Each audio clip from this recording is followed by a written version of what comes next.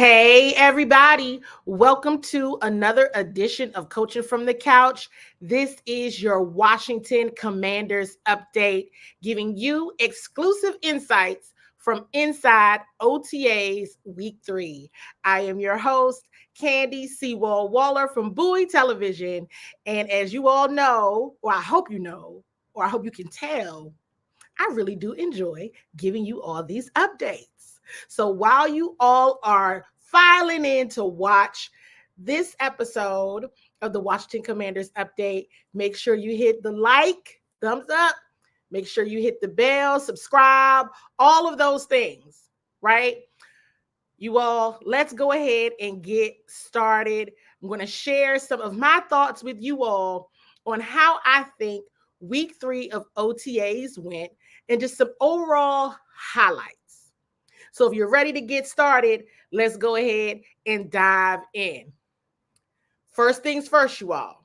First things first. Other shows, I probably said, okay, I'm going to go through, kind of the order in which practice normally happens. Not necessarily going to do that one for this episode because I had a lot of ideas that I needed to connect the dots on, and I wanted to share those with you all. But again, first things first. I'm sure by now you've already seen this.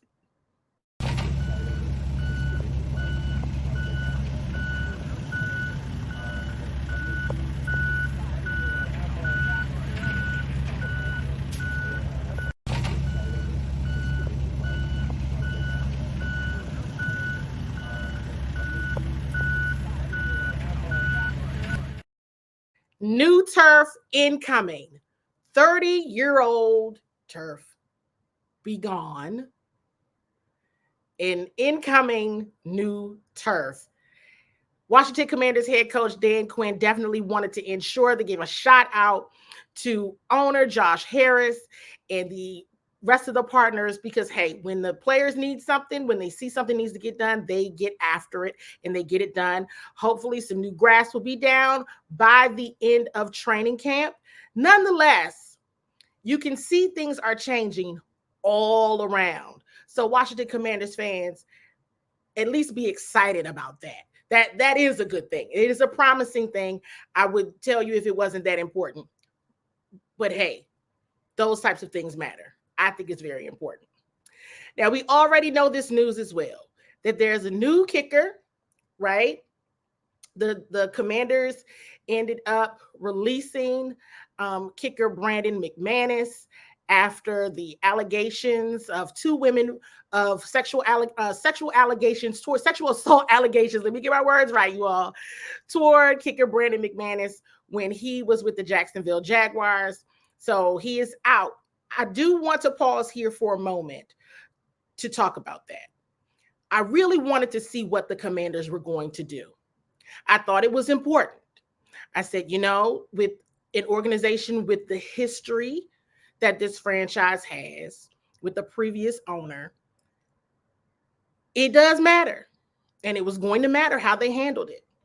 So I saw that they released, we all saw it, right? They released kicker Brandon McManus, and hey, no distractions, right?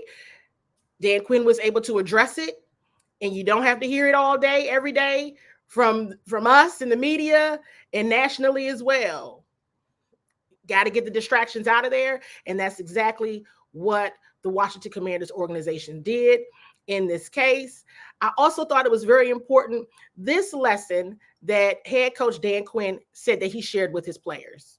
And I think, number one, I think you guys would all understand this is under investigation, so I can't comment a lot. But what I can say is a little bit about what I told the team. And I think, like most things, not necessarily related to this, but as a lesson, let's make sure you always, let somebody know and tell. There's usually a whole bunch of people that want to be part of the solution. And so when you have that, whether that's for this team or any team or a parent, that kind of communication allows you to, come up with some solutions. So, like I said, not, specific to this, but it was just a good lesson, to always have that conversation, it's usually much more difficult in your head than it is really having the actual conversation.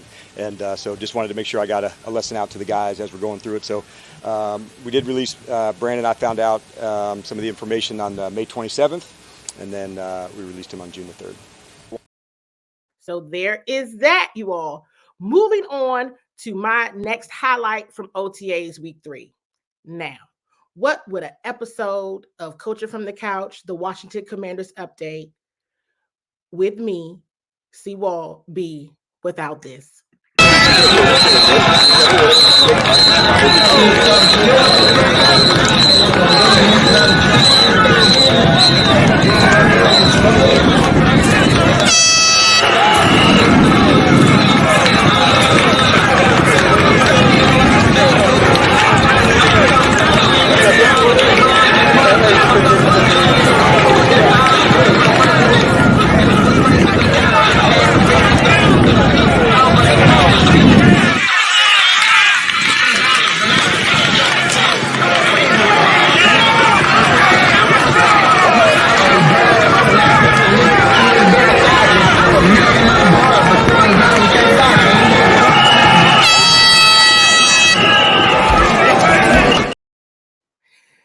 Spoiler alert, I'm probably going to play bags every single time we do this, okay?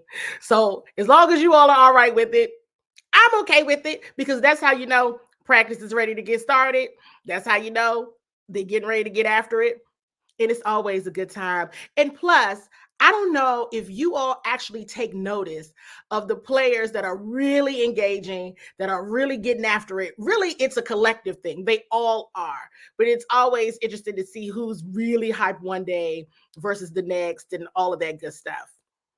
So if you all didn't know already, I kind of like bags too. Moving on. Punt returns. You all know, you have heard already that, and we're still trying to figure out who's the punt returner, who's the kick returner, what's going on, right? So you can see here, there's a little bit of Dax Milne.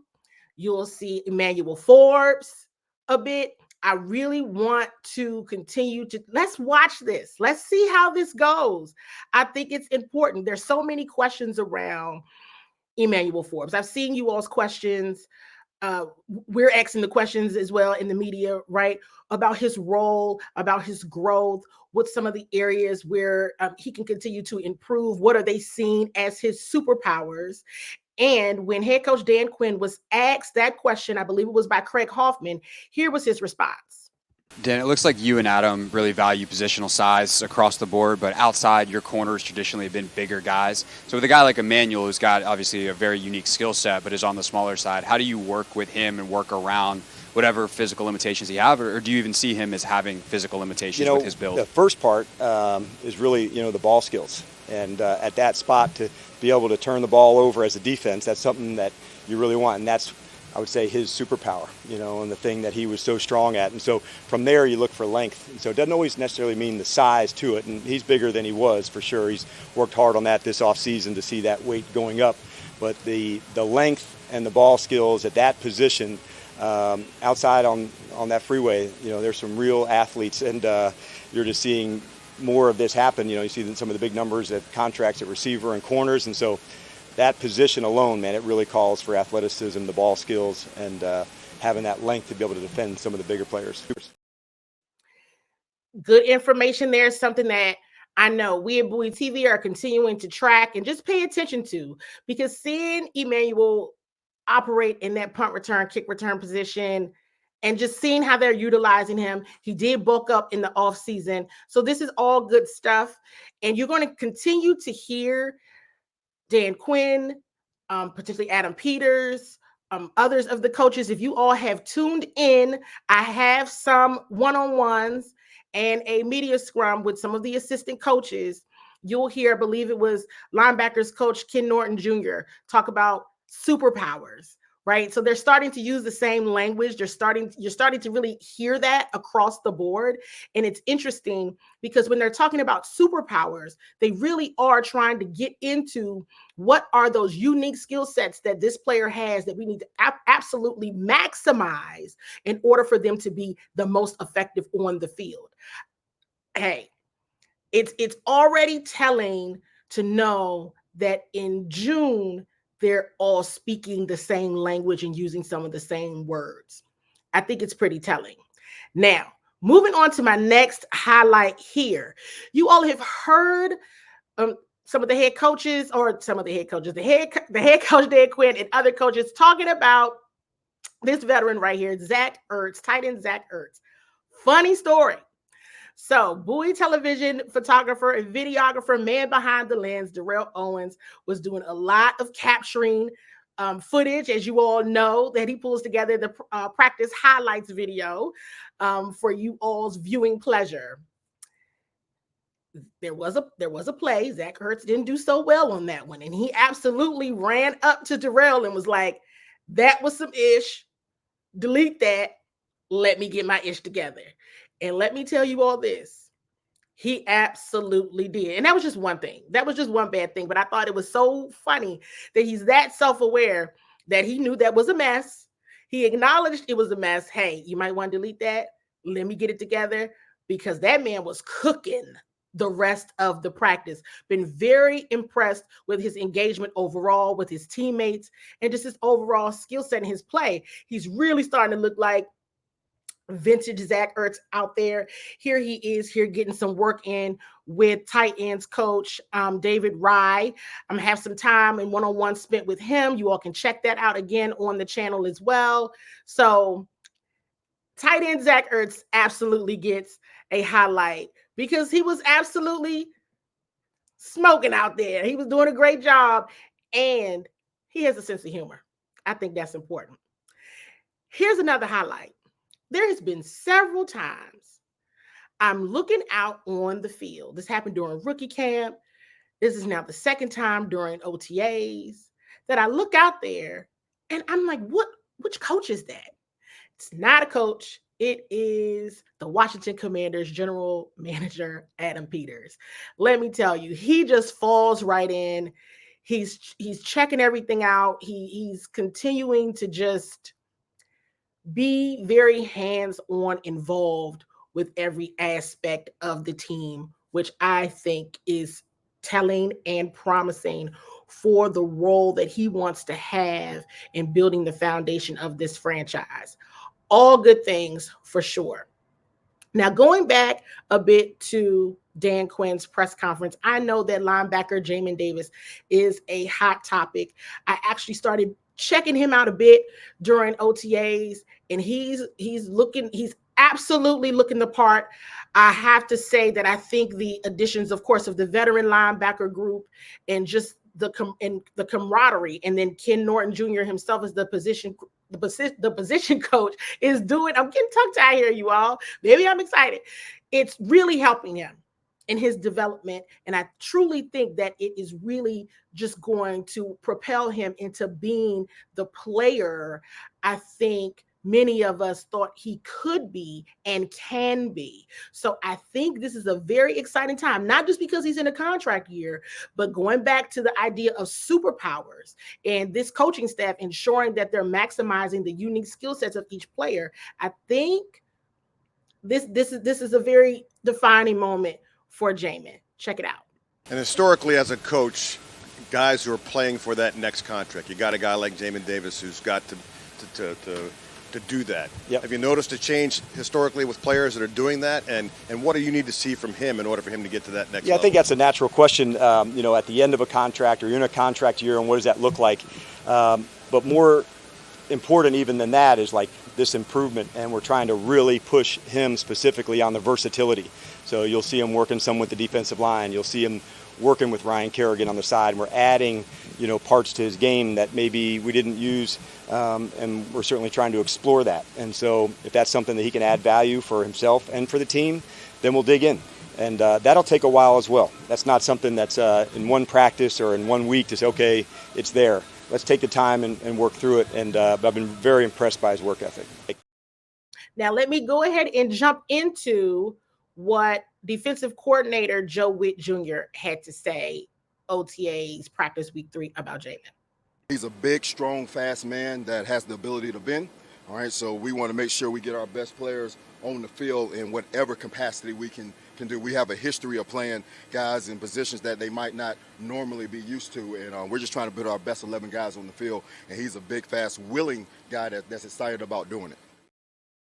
So here's some linkages that I picked up on from what head coach Dan Quinn was saying and defensive coordinator Joe Whitt Jr. was saying. And it's along the lines of still that same theme, right? Perhaps the staff was not using guys in the right way, right? Truly honing in on their skill set, truly honing in on what they do best and cultivating that. And it sounds like that's what they want to see. That's the Jamin Davis everybody wants to see, but ensuring that he has the opportunity to do that every time he's on the field. This is linebacker. I've said this in a previous episode. You know, linebacker is a position group that has long needed a boost of just talent and overall performance for the Commanders. I think we were seeing a shift here, and it's all good things. Now, here's what Jamin had to say in his press conference about how he's taking in practices and enjoying this so far. Just something as simple as like the bag drills that we start practice with. I'm loving everything about it so far. How do you like how they're moving you around and using you? I feel extremely comfortable. I'm just getting out there and doing whatever they're telling me to do and just trying to put my own little spin to it. As far as like how coming off the edge and whatnot, I'm having a lot of fun with that so far. So. With coming off the edge, what do you like about that, and how do you feel it might suit? I feel like it's giving me a chance to just really cut it loose and just go hunt some quarterbacks, honestly. So, like I said before, I'm having real fun with it right now and just going to see where this thing take me. I turned around when Jamin said that. Oh, go and hunt some quarterbacks? Oh, doing something that you do well, I see. And we actually saw that in practice. And you heard head coach Dan Quinn say they even have him working with Ryan Kerrigan a bit. Jamin coming off the edge. We'll continue to watch it. We're going to continue to track it, see how it all pans out. But good things so far. Minimal expectations, you all. But at the same token, you got to like what you're hearing, and it is mirroring what I'm definitely seeing and taking away from practice. So all good things. Definitely liked this response from Dan Quinn. I believe JP was asking about the new kicker and what that means for overall, competition at that position. And here was Dan Quinn's response. He's a full-fledged kicker. Okay, do you expect it to be a competition, though, or is yeah, Ahmed we're going to compete at every spot. It's one of the cool parts about, like, Adam and his staff. Like, we're going to dig forever, and not just a kicker, but, like, at every spot. And so, like, that's what our whole program is based on, is the competition. And so that being the central theme, that goes through kicker, that goes through quarterback, that goes through center, that goes through linebacker, to corner, to everywhere. And so having Adam and his staff always digging and looking, that's what it's about. But it's also moments like this that guys get their opportunity, and when they do, a lot of times, people have been waiting for that shot, that moment, and we take it from there. So we have fresh eyes on somebody when they come in, and then we do the evaluation, as opposed to looking way far down the line. I recognize that's part of your job to look down there, but I try to put that off and just have fresh eyes for the moment and the player and what we think he can do. Fresh eyes for the moment. That was the takeaway, but that was at the end. Competing at every position. That's the basis of the program, right? Another big takeaway. Hope you all didn't miss that. Another thing is, this could be an opportunity for somebody that wasn't even on the radar, right? It's always that, who's the dark horse of OTAs? Who's the dark horse of training camp? Who's that person that you're like, wow, they made the team? That you have to track it, right? There's going to be the tried and true names. We all know that. But who else? Because it's got to be a who else. And as long as they're continuing to promote that competition, that is the level of intensity that's going to be brought in every single rep. Thought that was interesting. Hey, it's competition at every level. So if ever anyone has a question around whether or not it's going to be a competition, you heard it. Head coach Dan Quinn made it very clear. OTAs week 3 for the Commanders. It's competition at every position. With that being said, he was asked a question around the safety tandem of Quan Martin and Jeremy Chinn.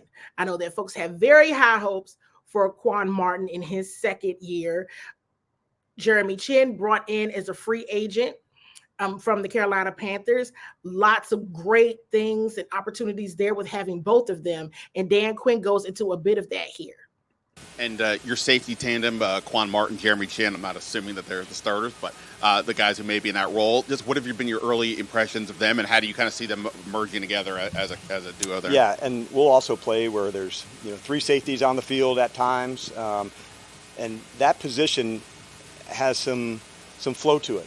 Quan's got experience at playing nickel and down and in by the line of scrimmage.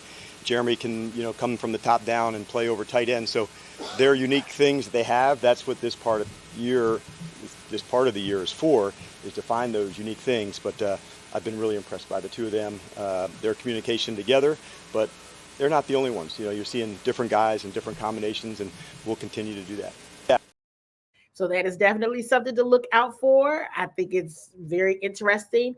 Definitely did see the 3 safeties on the field. A lot of what Dan Quinn is sharing, it's happening in real life. So I always like to make sure or ensure that I'm listening for what's being said and seeing how it's actually being implemented in real life. And so far, it's very consistent messaging. The actions and the words are mirroring. So that's all good. A few people have asked about Jeremy Chinn and Frankie Louvu. I think if you all do not know who they are, and you need to get familiar with them, if you know any Carolina Panthers fans, you can first ask them. But you might want to look them up yourself, because when you hear Coach Whitt talk about the seek and destroy mentality they want to see on defense, these 2 players truly exemplify that. So I just wanted to bring in a quick snippet of Jeremy Chinn, just so that you all can get used to Jeremy Chinn a little bit, know a little bit more about him, who he is, what he looks like, all of that, because I think you all will be pleased with what he brings to the table. Why did you want to ultimately sign in Washington, and has it lived up to your expectations so far? Yeah, man, it's been great. It's been more than I could, imagine and ask for. But the main thing was the coaching staff. Dan Quinn being here, one defensive mind to start off, but just the places that he's been, from Seattle to Dallas and Atlanta, just seeing his defenses thrive and how people have played in those defenses, and also Joe Whitt as well. Him being the same thing, just hearing guys who have worked with him who I have good relationships with, and Jason Simmons is another one I played with when he was in Carolina and I was in Carolina my first 2 years. So. Just really relationships and the coaching staff was a big part of it for me. Defensive pass game coordinator Jason Simmons, I was able to have a one-on-one with him. If you all haven't checked it out already, that is also on the channel. You want to check that out. Again, the overall message that players really wanted to come here because of the coaching staff. There's always been that theme over the years that players don't want to come to Washington. They do not want to play for the burgundy and gold. They don't want to be in this town. That is not the case this year. Not at all. Almost across the board, it is what the ownership is building. It's about Adam Peters. It's about this coaching staff and working directly with some of the best in the business. We've heard head coach Dan Quinn call them a world-class coaching staff, and they really have pulled together some of the best in their roles in the NFL. So keep it in line with just things that I saw, things that I'm hearing that are highlights that I really want to bring to you all, as keep these messages in mind, keep these things that are happening in mind, because it's real. And I wanted to share it with you all. Now, here's Coach Joe Whitt Jr. talking a little bit about Frankie Louvu. I've gotten some questions. Who is Frankie Louvu? Here's a bit of what Coach Joe Whitt Jr. has to say about him. He is the heartbeat of what competitive, hard-nosed defensive football is about, And I remember he said, Coach, just tell me what you want me to do, and I'll do it. And he goes as hard as he can. I love that. I mean, he's a fun guy to be around, fun guy to coach. So get excited, Commanders fans.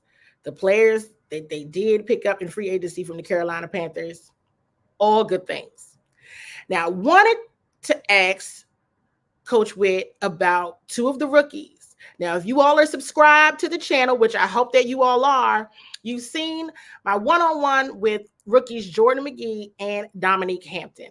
I wanted to do a check-in because, of course, I've been scoping them out too during practice to get Coach Whitt's opinion on how they're doing so far. Can you share a bit more about your thoughts on the defensive rookies? So some of the rookies that you all drafted and Jordan undrafted. Can you share a bit about their skill set so that you really saw them? Is there anybody in particular, or you want to talk about a collective? All right, Jordan McGee. Okay, those two guys, especially Jordan, I'll start with him. He's a guy that I've been pleased with because he doesn't carry himself like a rookie, all right? You would not know that with the way he handles himself, the way he absorbs information.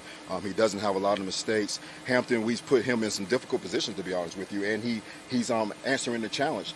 Those guys that I want to see, can they go in there and play along with Bobby and Oos and Jonathan Allen and Payne and those guys? So those two guys, we have put a lot on, and they're answering the bell as right now.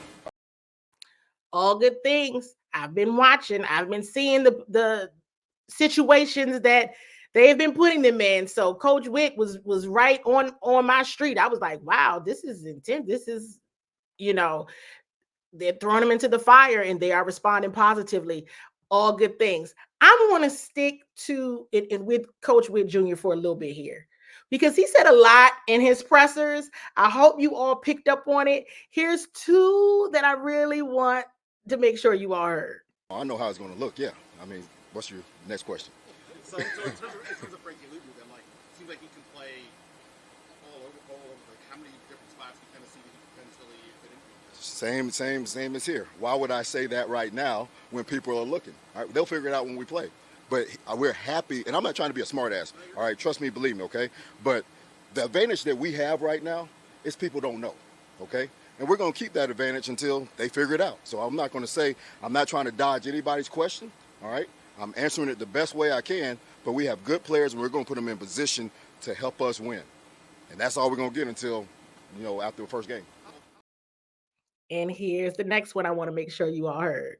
And we have really good players. And I'm excited every day to come in here and figure out what's the best way to use them. And one thing I want to say as well, we don't have 11 starters, okay? You're going to put this down, so don't ask me who's starting here. We have 17 to 18 guys. We're going to go out there. We're going to roll a deep crew and to go out there and whip people, okay? So we don't have 11 guys. We have many personnel groups, and now can they own those positions when we put them in there? So when that comes, don't ask me about who's starting, please.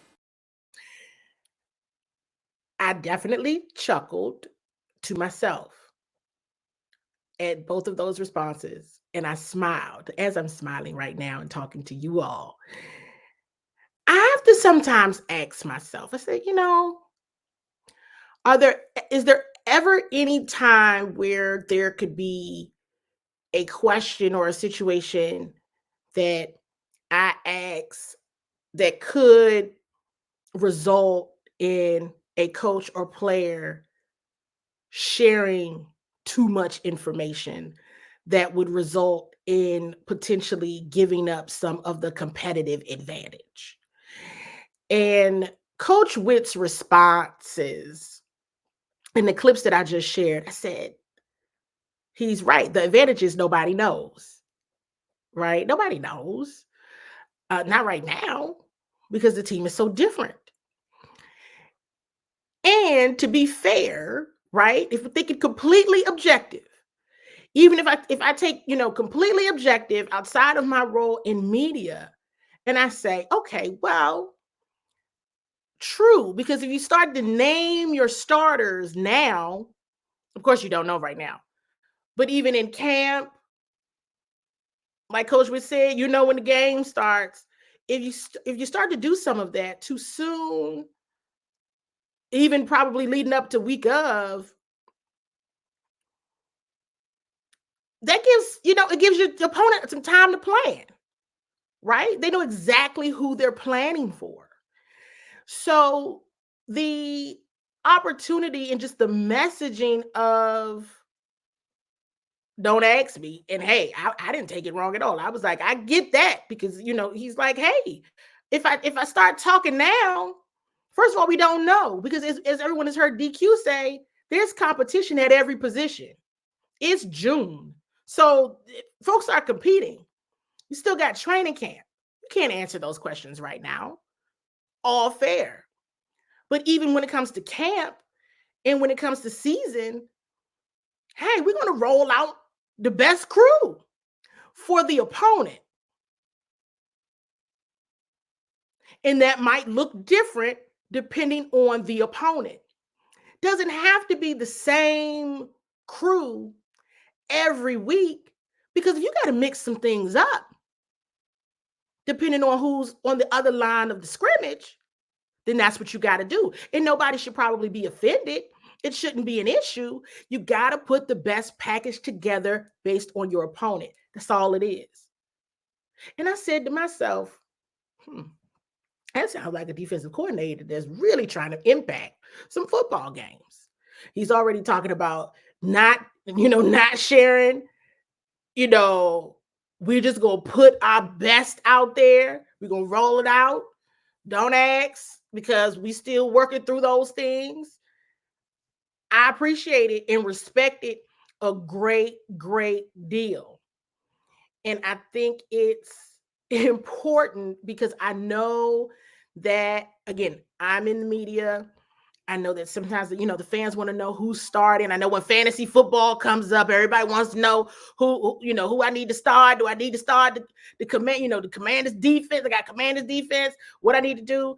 And I just, in hearing that, it was like, oh, he's thinking very strategically and understanding the competitive advantage that this team has right now against their opponents, especially at the beginning of the season, who have no idea what their package is going to look like, because they're working through it. They have all new staff, and half of the team is new as well. If ever there was going to be a time to be excited because you don't really know and you're thinking about the possibilities, I think this time has arrived, Commanders fans, to see the possibilities and really see how this coaching staff pulls together the best package based on the opponent. I think it's key. I think it's telling. And DQ talks about the unison of the coaching staff right here in this clip. And then as a coaching staff with, people coming, obviously some of you know each other from the past, but some of you don't. How do you feel the unison in the staff is coming together as a group? And that part's been fun. That's one of the great parts about, our game is like it's always evolving and changing. And so what has been good, it started probably, I recognized it during free agency, where people had different backgrounds, had even been around different players. And so that carried into the draft. And now we're able to share ideas on the things. And so planning for a minicamp or planning for a training camp, it's very easy now to ask, Aylin or Cliff, let's compare what was good, what'd you like, what could we do differently. So those are questions that's nice to have somebody right there to discuss with. And, so that part's been exceptional for us. All promising things. And again, seeing the words and the actions mirror and match is always promising.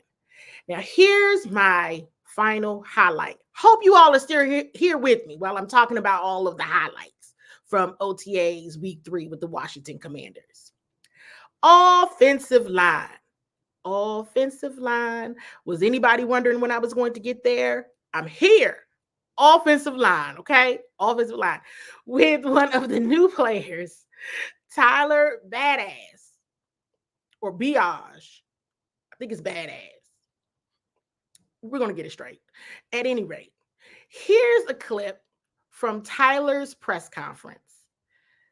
Take a listen. I think the biggest part is chemistry. I think you want to build it from within the system that you present. So, with Coach Cliff and Bobby Johnson, they do a great job upon, giving us the details and, the amount of time I've spent in those offices and just my personal growth upon like being next to those guys and learning with those guys and all of us as an O-line perspective, I would say like is having those those independent group meetings where it's just the players or you're going on your own time, making sure but it's the accountability part.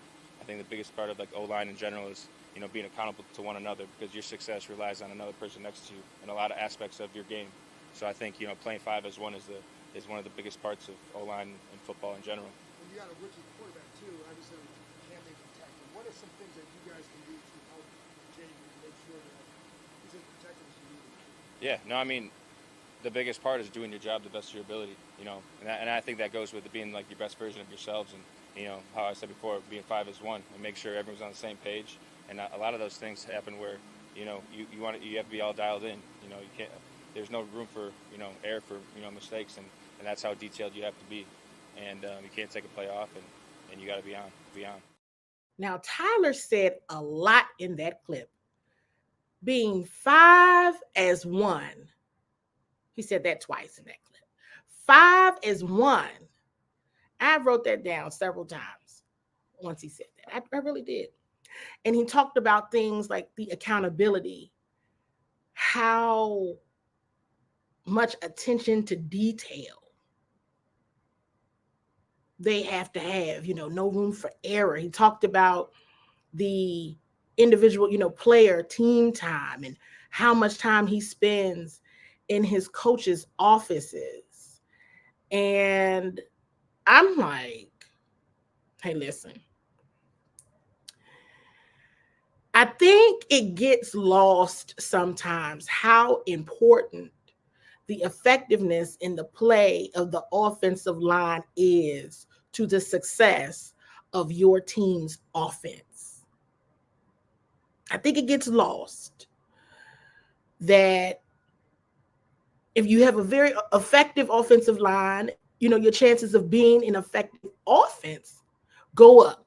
Now, hey, sometimes, quarterback play, there's a fumble, dropped pass. We know all those things happen. But I'm going to go back to this point. These are the things you want to hear in June. And Tyler is one of the free agents. He's one of the new players. He's coming in from, different paths, right?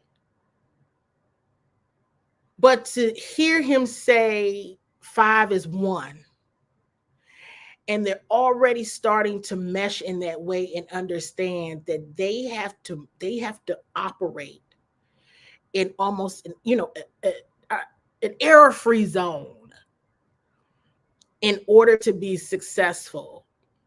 I was really impressed with his press conference. I enjoyed it. And it's because as a center, a bad snap blows a series, potentially, right? That role is so important. The snap, the block, it kicks the play off. It kicks the play off. It starts with the center. Starting to play, right? Understanding, hearing the quarterback, what they're saying. So have to be on point. So a center's role is especially important, right? But then taking that role and hearing Tyler speak about, he has a job. And I just shared with you all my thoughts on the center and that role and what that position requires. Then I'm going to keep saying the 5 is one. And so now I can't look at them all without looking at them the same, right? Now it's the individual. And I know that I saw some comments on Andrew Wiley's press conference as well. It will be interesting to see the difference even, for him in returning. Offensive lineman Sam Cosmi, I thought had a very strong year last year. But it will still be interesting to see how he gels with yet another offensive coordinator and a new offensive line mates, right? So I wanted to make sure, I highlight, because there's always conversation about the quarterback. There's forever going to be conversation about the quarterback. The quarterback is still is always important. But that offensive line